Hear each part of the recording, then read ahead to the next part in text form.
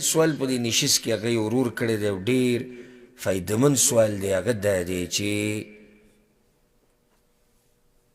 وایي موږ د علماو نه دا خبره ډېره ورو چې صدقه جاریه، نو ما په دې پوهه که چې صدقه جاریه څه ته وایي او عامه صدقه څه ته وایي. دا ډېر ښکلی سوال دی. یو صدقه جاریه ده، یو عامه صدقه ده. په دې دواړو کې څه فرق دی؟ صدقه جاریه هغه چې د هغې اجر روان یې همیشه، او عامه صدقه دې کې فرق څه دی؟ مثالونه پې وي ذکر کړه. الجواب، لنډه خبره یاد ساته، صدقه جاریه وقف ته وایي.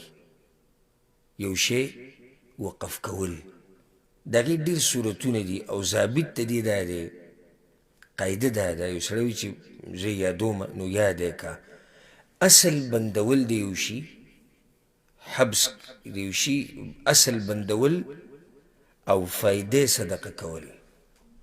پوه شوې که نه؟ د یو شي اصل بندول او فایدې صدقه کول.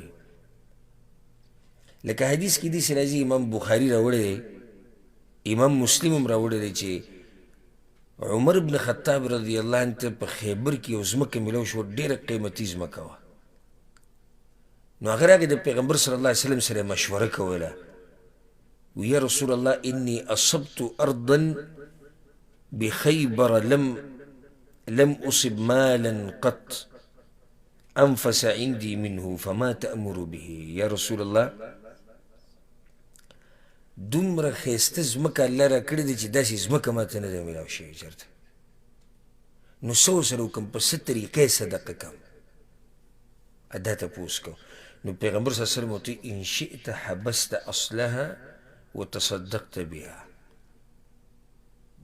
ښه طریقه دا دی عمره که ته غواړې نو اصل یې بند که او فایدې صدقه که.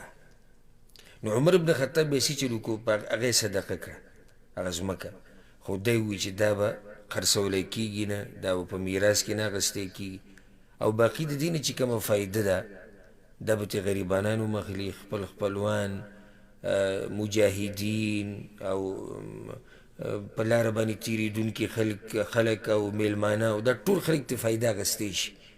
خو بنیاد د دې ځمکې هغه څه دی؟ هغه وقف دی. دې ته صدقه جاریه وایي. پوه شوي تاسو په دې مسله کې؟ لکه حدیث کې داسې راځي، د ابوهریره رضی الله عنه حدیث ته امام ابن ماجه راوړی، موږ څو څو پیرې بیان کړی هم دی. پیغمبر صلی الله علیه وسلم وایي یو مؤمن چې مړ شي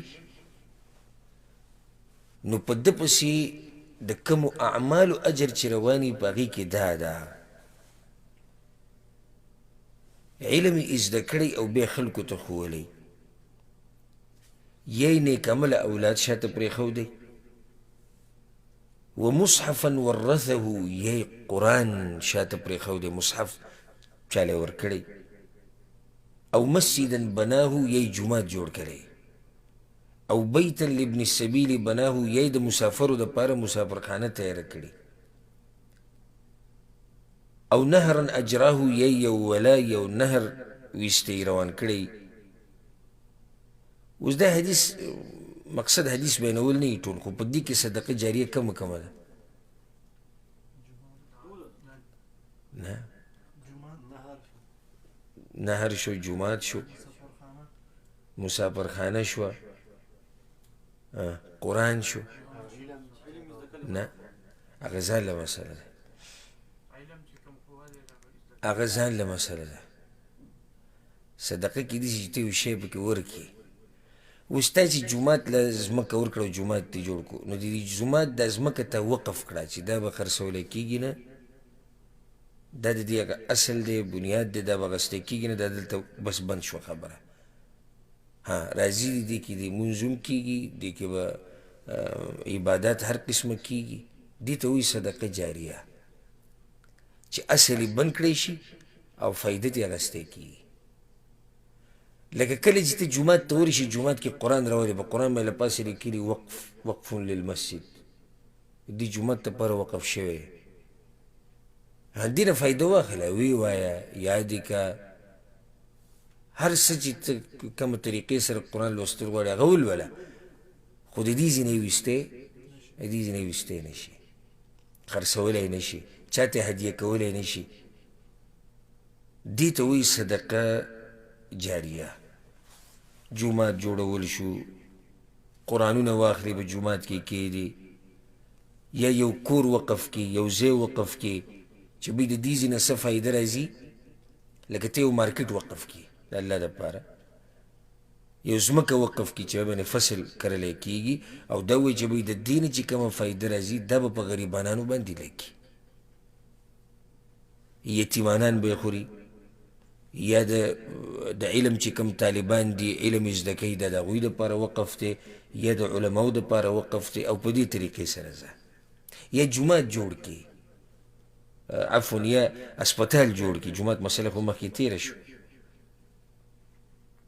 اسپتال جوړ کی وقف کی چې بی دې نه فایده عام مسلمانان اخلي یا غریبانان به اخلي. دې ته وایي صدقه جاریه، ځکه چې و اصل یې بند کړی شوی دی. وقف دې ته وایي چې اصل یې بند کړی شي او فایدې صدقه شي. نو دا چې څو پورې په دې انسان پسې د اجر روان دی. خو نو دې کې او په دې بله صدقه کې څه فرق دی عامه صدقه کې؟ جواب دا دی چې دې کې او په عامه صدقه کې دا فرق دی چې عامه صدقه خو ته روالي د غریب له ورکړي چې دا ستا ملکیت شو او ځه او څه چې کول غواړې کوه پې. نو اوس ته کمیس روالې، جامې دې راواغستې، کپړه دې راواغسته او صدقه کوې، نو ته یې د غریب له ورکړي چې دا واله او ځه. نو هغه هر څه واغستو. دلته تا چې د کله جومات جوړ کو یا د قرآنونه تقسیم کړو یا بله طریقه باندې صدقه جاریه وکړه، ته غریب له فایده ورکړې ده، ته غریب له څه ورکړي؟ فایده. لکه عمر بن خطاب رضی الله عنه دا ځمکه چې وه د دې نه غریبانانو فایده اخیسته، خو آیا غریبانانو دا ځمکه اخیستی شوه؟ نه، ځکه چې وقف شوې وه. ها فایده یې صدقه وه. پوه شوی به که نه؟ نو دغه شان چې یو سړی ډوډۍ راولي او صدقه یې کړي، نو د کومه صدقه ده؟ عامه صدقه ده. یو کس له دوايانې واغستې، عامه صدقه ده. یو سړي له کمبل تولۍ واغسته، غریب دی، عامه صدقه ده. دا فرق دی په صدقه جاریه کې او په عامه صدقه کې. والله اعلم.